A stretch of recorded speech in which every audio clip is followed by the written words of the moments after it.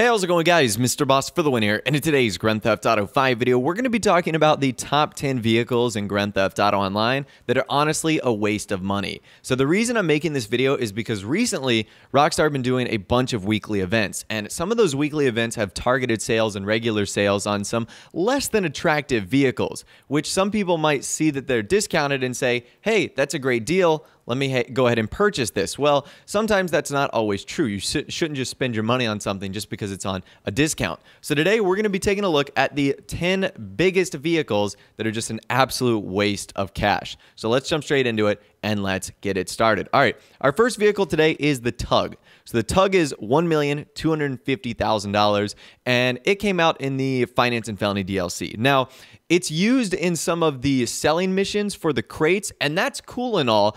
But if you were to buy this just for a Pegasus vehicle, it's honestly the biggest waste of money ever. So obviously it's not armored or anything like that. And it is by far the world's slowest vehicle. Good luck going anything other than straight in this boat on the high seas. You're not going to be able to turn at all. And if you honestly hit like one little bump or one little rock, you're done for. And this boat can even tip over too. It can capsize, which is crazy. So the Tug is a pretty big waste of money for $1.25 million. If you really want to experience it, just do some of the Finance and Felony sell missions, and you're bound to get one that involves you using the Tug. All right, vehicle number 2, the Brigade. This also came out in Finance and Felony. It's $1,110,000. The Brigade is also used in the Finance and Felony sell missions, and it's cool in those missions too because it makes sense. But in free mode, it absolutely doesn't. So it can seat 6 people. However, 4 of those 6 people have to hold on to the outside, which obviously isn't going to work all that well. The vehicle itself is massively big for doing almost absolutely nothing. No one can go in the back. The doors can't even be opened. Heck, we don't even know what's on the inside because it can't be opened. You can't see what's going on in there.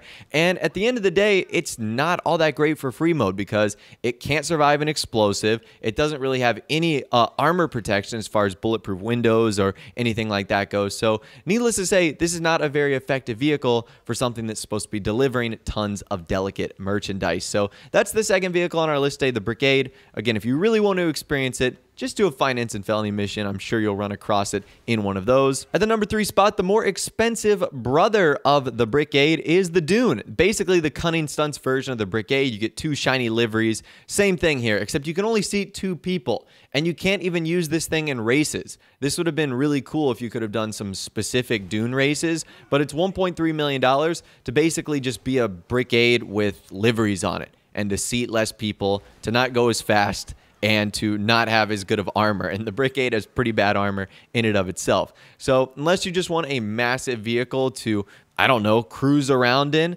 the Dune is pretty much worthless. And for $1.3 million, that can get you a ton of amazing stuff. All right, moving on to vehicle number 4, and that is the Luxor Deluxe. So this one is pretty self-explanatory. The Luxor in and of itself is a vehicle that is a waste of cash because it spawns everywhere. This is a $10 million gold paint job waste of cash. I mean, yes, you can go in the back and sip on some champagne or smoke some cigars or whatever, but this is just a status symbol and it's absolutely worthless. I mean, you honestly shouldn't buy this vehicle unless like your thing is wasting money and you enjoy that, because that's essentially all you're going to get out of the Luxor Deluxe. And honestly, you being in this sort of thing probably makes you a target for the rest of the lobby too. So you're likely not even going to be able to enjoy this vehicle because guess what? You can't use it in passive mode.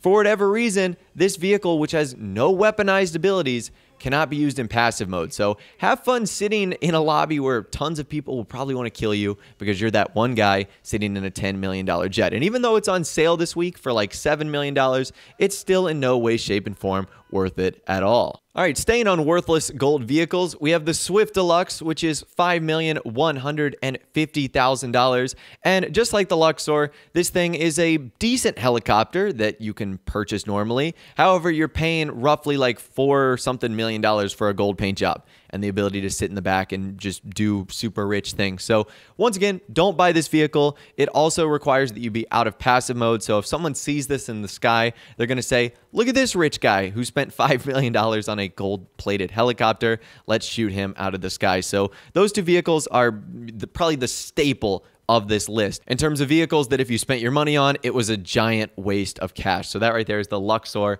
and the Swift Deluxe. If we move on, we have yachts. So the yachts are kind of tricky, and I almost didn't add it to this list, but technically they're like a vehicle slash apartment.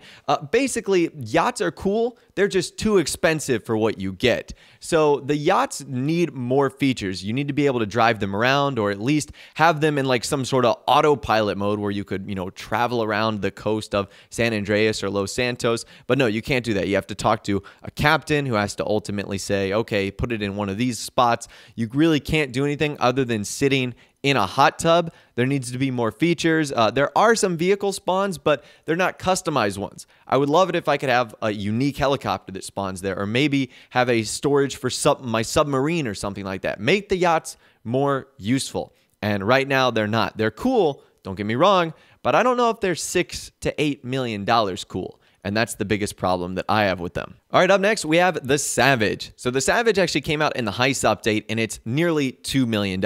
And this helicopter is pretty cool. It's got like some Zancudo camo on there. It's a massive gunship, and you think this thing would be amazing. And it is pretty cool, except for the armor. For a massive military gunship, this thing is weaker than most civilian vehicles, as it only takes a handful of pistol shots in order to blow this up. What the heck, Rockstar? This is supposed to be the most powerful military helicopter we have in the game, yet it possesses some of the world's weakest armor.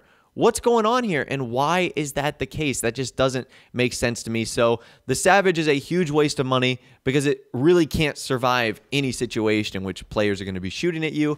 And if you're in a weaponized gunship helicopter, there's a pretty good chance that other players are going to be shooting at you. So don't buy the Savage. Maybe in some other DLC, Rockstar will actually make a worthwhile military helicopter, but the Savage is not one of those. Okay, moving on to another vehicle. This came with import-export. This is the Armoured Box Ville. The Armoured Box Ville drives me crazy because it has the potential to be amazing, but it's not. So let's start with a couple things. The name. Number one, Armoured Box Ville. It's not armored. It blows up with one sticky bomb, one RPG, one grenade. It doesn't possess any bulletproof windows. It doesn't have bulletproof tires. It offers no protection for the gunner guy on the top. And the wedge on front is kind of worthless. Honestly, when you hit other vehicles in it, there's a better chance that you'll flip over or end up on your side than the other vehicle will. It's basically a worse Phantom Wedge in terms of the wedge capabilities. It's worse armored than any of the other armored vehicles we have in the game. And it's worse than most of the other weaponized vehicles that we have in the game. All put together in one lovely package of $2,926,000 for the regular price and $2,200,000 for the SecuroServe trade-in price. Needless to say, don't buy this import-export vehicle unless you really just want to do like the CEO mission that requires this vehicle. But I would suggest staying away. It's just a big $3 million waste of money. Speaking of a waste of money, our next vehicle is the Technical. Now, I know the Technical just got a fancy new upgrade in the Mobile Operations Center to make it the Technical Custom, but this thing's stock is $1 million, and boy, is it the biggest waste of $1 million you could absolutely do. So at the end of the day, it's a pretty slow pickup truck because it can't be modified. It doesn't have bulletproof tires. It isn't armored in any way, shape, or form. The guy on the back is more than exposed and falls off if you hit the slightest of bumps. So the Technical is pretty much worthless in my opinion. There are so many better weaponized vehicles that hold more people, are faster, more armored, more well equipped. Unless you really just want a pickup truck with a gun on the back, the Technical is a huge waste of money. And the last vehicle we're going to be taking a look at today is going to be the Dump, the HVY Dump. So the Dump is $1 million exactly, and why would you spend your money on this? You can find them at the quarry in the map anyways, so there's really no need for you to go out and buy one of these, because honestly, when you call Pegasus to spawn it in, it's so big it can only spawn in a few locations anyways, so you're gonna have to travel to get it regardless. This thing, for the size it is, number one, it's incredibly slow, but it doesn't move anything out of the way. You run into other people and you're the thing that gets stopped. Like, how does that make sense? So the Dump, in my opinion, pretty worthless. I don't really think it has any purpose at all. It would have been cool if you could use the back to lift it up and down, but of course Rockstar did not include that feature on this vehicle. But anyways, that's all the information I'm going to be talking about for you guys in this video today. 10 vehicles that I believe are a giant waste of cash in Grand Theft Auto Online. I'd love to hear from you guys on either the comment section down below or on my Twitter account. What other vehicles would you add to this list that you just think are a giant waste of money here in Grand Theft Auto Online? So like I said, let me know your thoughts, opinions, and more down there. If you did go and enjoy this video, though, a like rating would, of course, be awesome. And also, subscribe to my YouTube channel if you are new or you like daily GTA 5 videos like this. With all the way, guys, like I said, thanks so much for watching. Take care, and I'll see you guys in the next video.